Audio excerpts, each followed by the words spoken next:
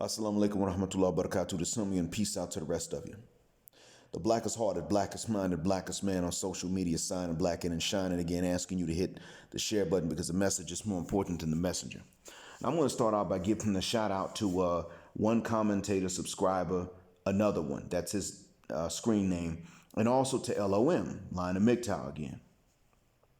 I'm going to start off by saying to LOM that although I can stand to listen to Mr. Samuels, I do agree that image consulting is not something that a man should ever partake in, trying to get better access to the Western white or black woman for that matter.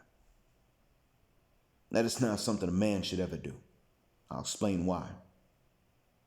I don't hate Mr. Samuels for being an image consultant. I do think that for black men, image should only be prioritized in as much as it will stop your bottom line or affect it or help it. Only in as much as that. Another one also brought up that although I don't have the same vitriol for Mr. Samuels as he may, he did say that it seems as though he's saying to the women that if you're not getting the high value man, you're settling. And I would say, well, he's responding to the women's own perceptions. I'm sure he doesn't look down on, he said before, he doesn't look down on the blue collar man that's not necessarily considered to be high value, but he understands that the women don't want that. And if they're going to try to eliminate these men, they need to be in a position to compete with the women that these men want. And they're not doing that. Hell, these women are coming in low value, trying to get a high value man and overlooking medium value men when they should be pursuing low value men like themselves. Because these women can be actually quite low value.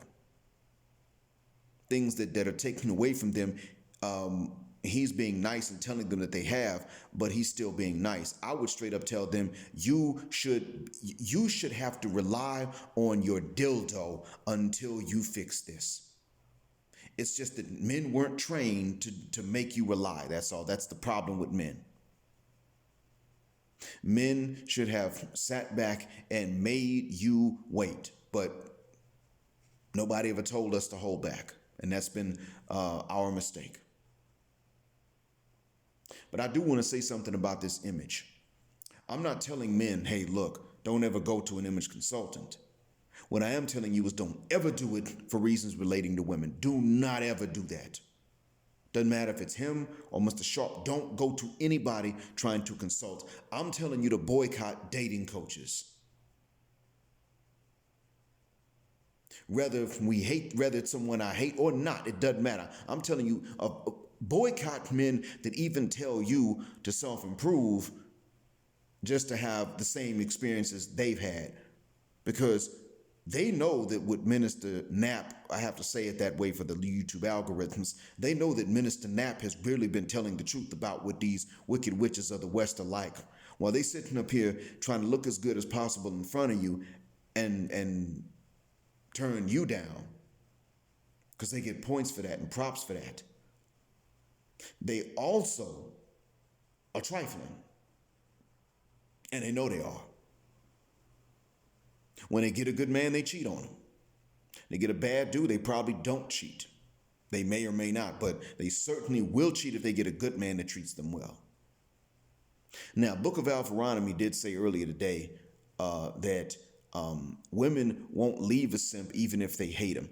And I would beg to differ. Maybe not. But the thing is, women don't always know what a simp is. I mean, when women don't like a man, anything nice he does. See, what a lot of them will do in the West is they'll be nice to a guy that is a simp because they want the things he's going to give to them. But they won't actually be mean to him in a way that would justify him not being nice to them. But they'll see him as a simp because they've already judged that he's inferior. That's where the issue comes in. And a lot of these judgments that they're making of men do have to do with how the man looks, but getting an image consultation is not going to change that. Here's why. The Western woman in general judges a man by first glance. Do you know when they stop doing that?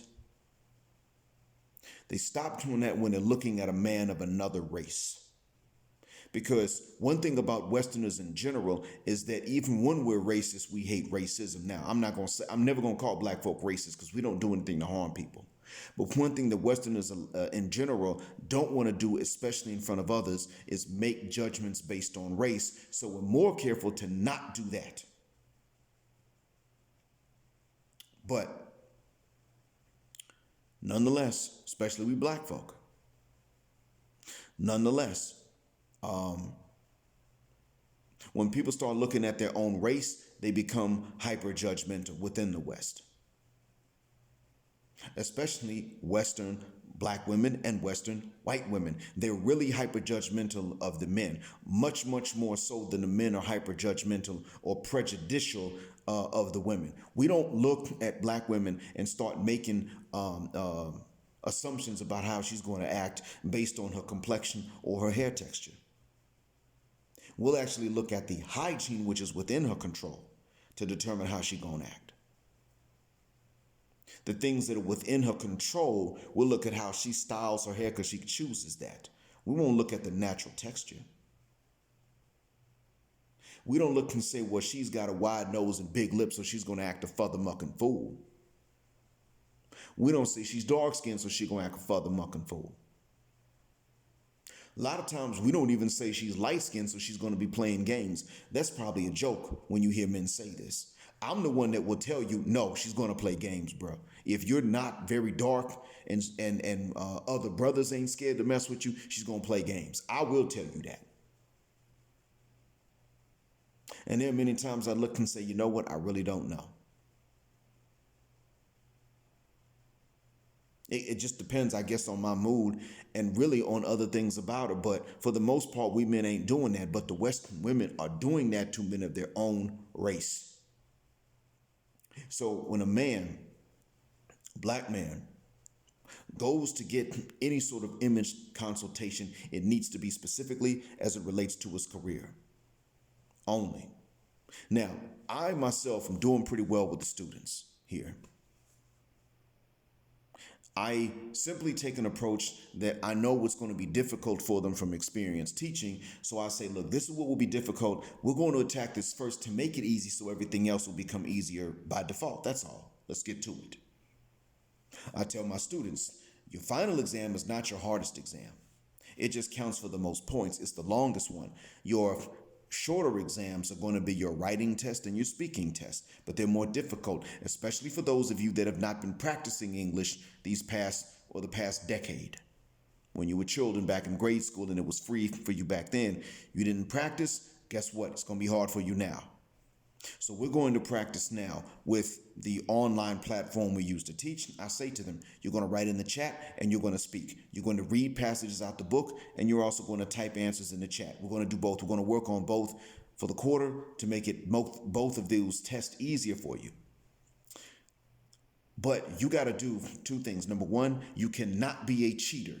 If you cheated to get to this level that you're at in the last level, then go ahead and leave my class now. Second thing, you must log in and actually focus on the lesson. Don't log in and go to sleep. Don't log in and go to McDonald's. Don't log in and go to Subway. Don't do that. That's what I say to them.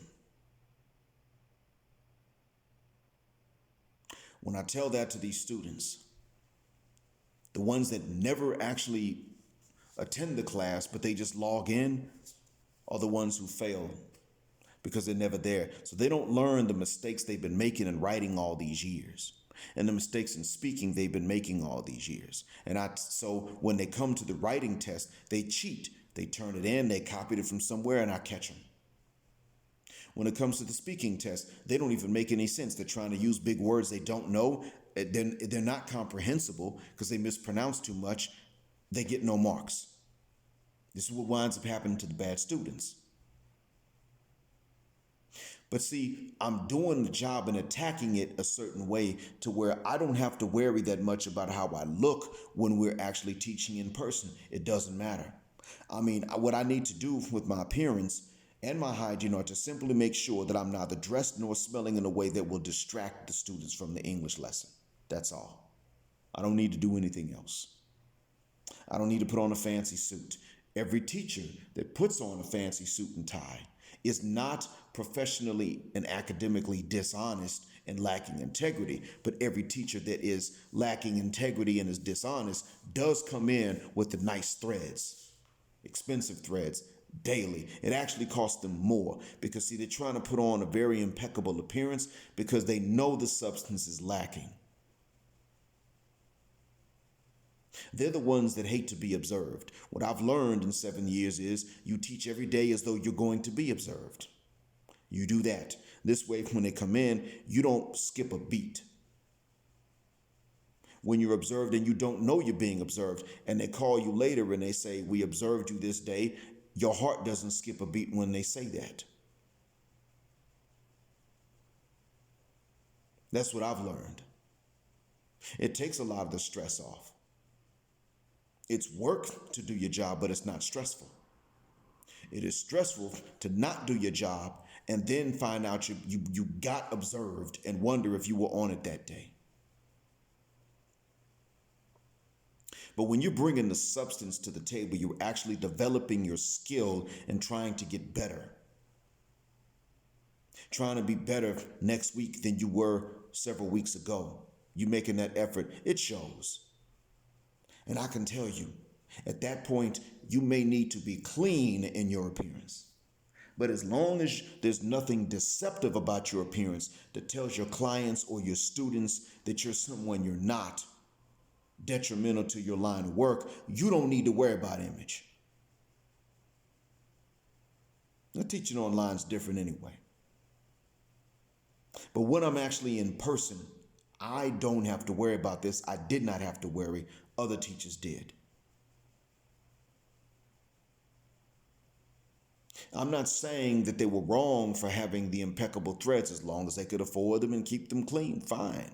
What I am saying is that every teacher that was lacking in substance had to compensate for it in style.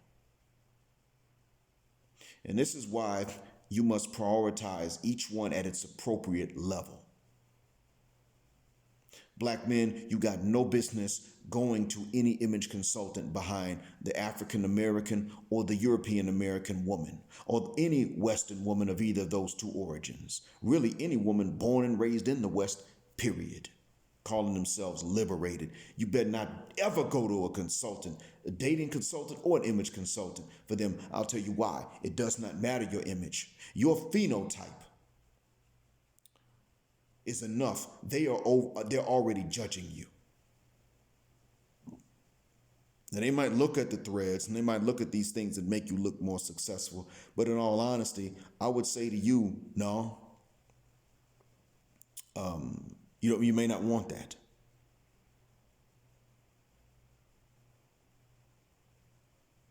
You see, you can sit up here and do all of these things and change your image and change how you look, and you can do all of that. I'm going to tell you what's going to happen because it's already happened. What winds up being the case is that they still are prejudging you. In the meantime, until you fix that, they are prejudging you. And they are making the negative assumptions they can make in most cases. That's what it comes down to.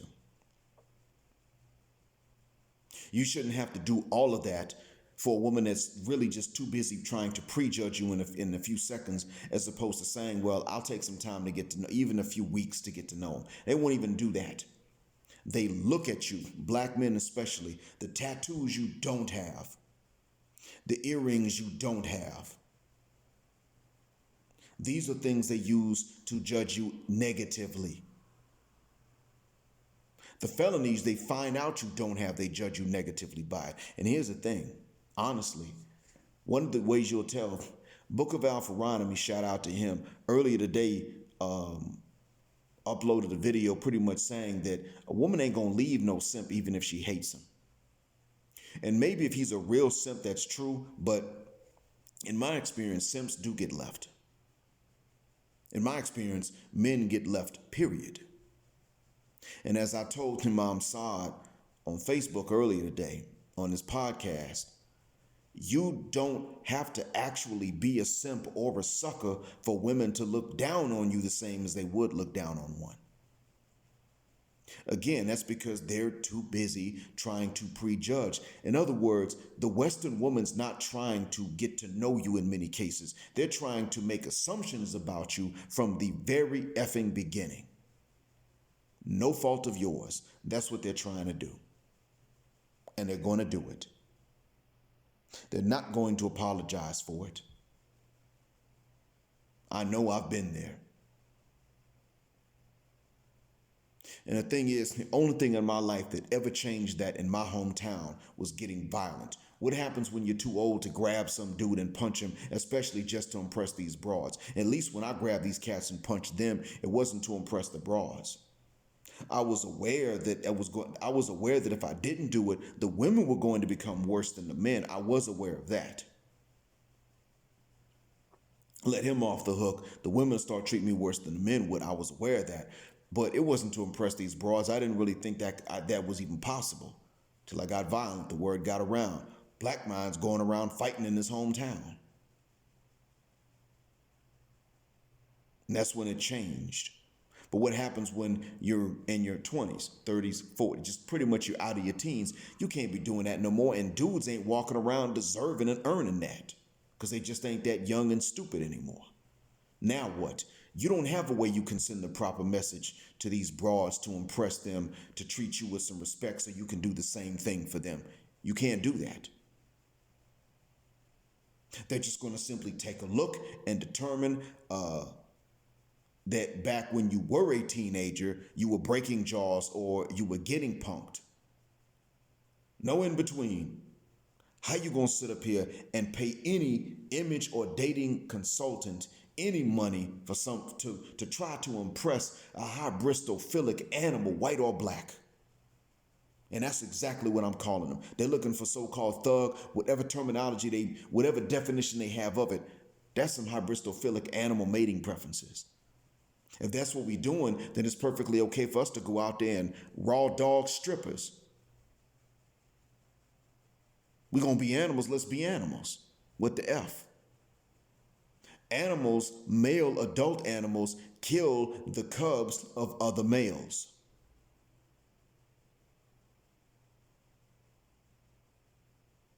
I saw a video before I started this recording, just looking at a nature video. I saw a male lion kill the African wild dog pups. Just ran up on them, grabbed one, and ripped it up. Bit it to death, and then the other ones came and helped him tear the body up. Grown male lion just happened on some pups that were out playing and killed them. For what? They did that because they see them as competition for food.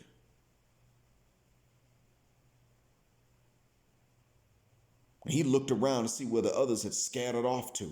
I kid you not. If he could have found where the other ones had scattered off, he would have gone and killed them too. He wanted to annihilate them. That's some animal stuff. If we're going to act like that, then that's how we're going to act. And all you're really dealing with is a demographic of ladies saying, we're going to give in to our animal instincts, even at your detriment, even when it's not okay, even when it's immoral. We're going to do that, but you better always remain human and humane and unsatisfied too. Because anything done specifically for your pleasure is wrong anyway. Unless, of course, you're just so alpha that we can't resist you. That's all they're doing. That's all they're saying to you. So when they're saying this to you, you don't pay somebody to teach you how to impress them to act like you're at least human and have the decency to just tell you the truth about what they want or don't want.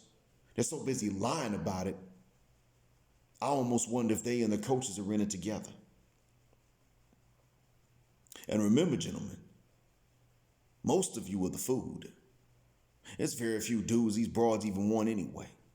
Most of you are the food. Meaning what most of these so-called gamed up cats or just super, really they're pre-selected guys, to be honest with you. And these broads both want is for you to fund the sexual fun. Shout out to the man that said that on Facebook, Yada Yahu Ben Yisrael. Shout out to him. He pretty much said, and I quoted him before, what she wants, and he does too, is for you, the normal guy, to fund the sexual fun of her and those few men they do want. Both of them, that's what both of them like. And you could be an alpha in your field and they still might mark you for that. That's what happened to OJ. That's exactly what happened to her. To him. Granted, he may have been her alpha at one point. She was 18. She was a waitress. Okay, all right, fine. But in the end, he wasn't alpha enough. And she was spending his alimony money on another guy that was younger than her and made less than OJ was. He was just a gym head, that's all. That's all that was. So even when you're one of those pre-selected guys, or you're alpha, the way that women see it, you still eventually are going to not be alpha enough to the woman that once saw you as being her alpha. So there's really not a reason for you to sit up here and pay someone to help you become that. The best thing to do is to use the West as a place to make money and use other places as places to start your legacy. And even then, and this is very important, last thing and I'm gone. Gentlemen, when you do pick out these non-Western locations, it is equally important, as I said before, that we take these men from these areas as buddies, because a lot of them are good guys. That's how they raise these ladies that we can wed and be happy if you find them. We need to tell these men, this is what is going on, where we left, and we're letting you know so you can do whatever you got to do to prevent it from spreading over here. That is very important. It is a must. It has to be done. We have to tell them this. Because if we don't, and you can ask Boat Ladola about this, another subscriber and commentator, you can ask him about this. If we don't, the world will be lost to this. Because as it is right now, not far from us, a short flight away from us in the Emirates, you already got a phenomena amongst the Emiratis, the citizens and foreigners alike. You've already got a phenomena of sugar daddies and sugar babies. That ain't supposed to be the case, but it's there. And if it's in the Emirates, it's already in Bahrain. Best believe. And if it's in Bahrain, it's only a matter of time before it spills over into Kuwait, Qatar, Oman, and even ultimately Saudi, which is the most conservative place in this peninsula. And it will spill. It will spill one by one. Wherever it hasn't already, it will start to go. So if it can happen in these conservative environments, believe you me, other folks are saying, man, look, if they doing it, we definitely gonna do it. So when you do use the West to make money and save, and then use these other places to start your legacy, both in business and genetically, let your male in-laws know, man, look, this feminism is bad, bro. Let them know that. Because see, even if those men there aren't making as much money, understand that a lot of times these feminists, well, they're not feminists. They're not feminists when there's enough money flashed in their face. There's a reason. Look, brothers, if you go to Brazil and you finding it better there, that's fine. That's great. But understand that there's a reason that Brazilian men are becoming MGTOW. There's a reason for it. That means that the same ones that are treating you a certain way, they turn feminist in the face of their own men.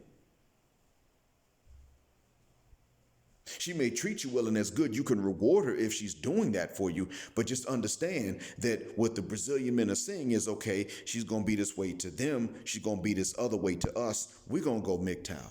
Let those men, and let them know, man, look, Don't let your sisters turn feminists. And this is the thing. You let them know that they need to disincentivize these women even so much as being a feminist when a man ain't got no money.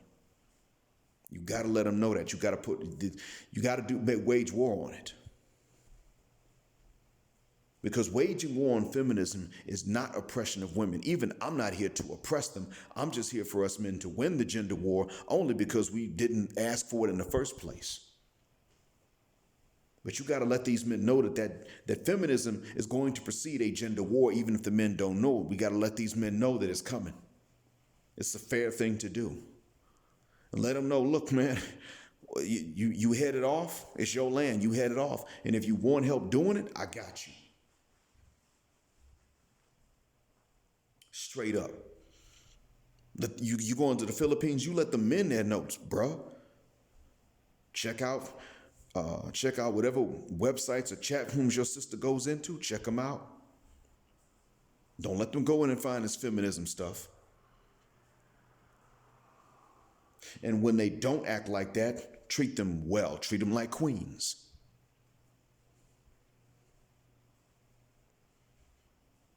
But let them know, man. I'll let my buddy in Malaysia know, bruh, that feminism's a damn problem. And it's already in Kuala Lumpur. That's probably why you wound up twice with women that were disrespectful. One, only when the pain really kicked in, but she would get that way. But even then, she's like Miss Tattoo, Miss Independent, single mom, divorcee. That's how she was. I had to say to him, bruh, even if she is a nice person and that's cool, are you bringing the kids into the equation? Man, go tell her you have kids and watch her reaction, see what happens.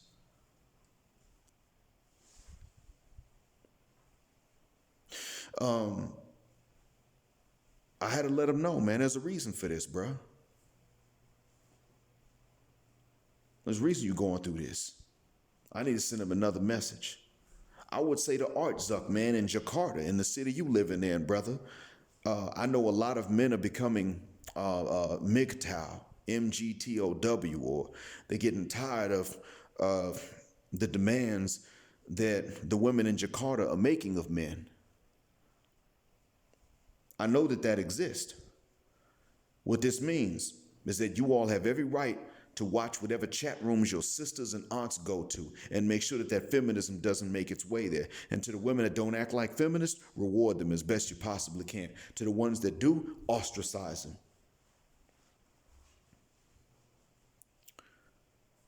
Thank y'all for listening.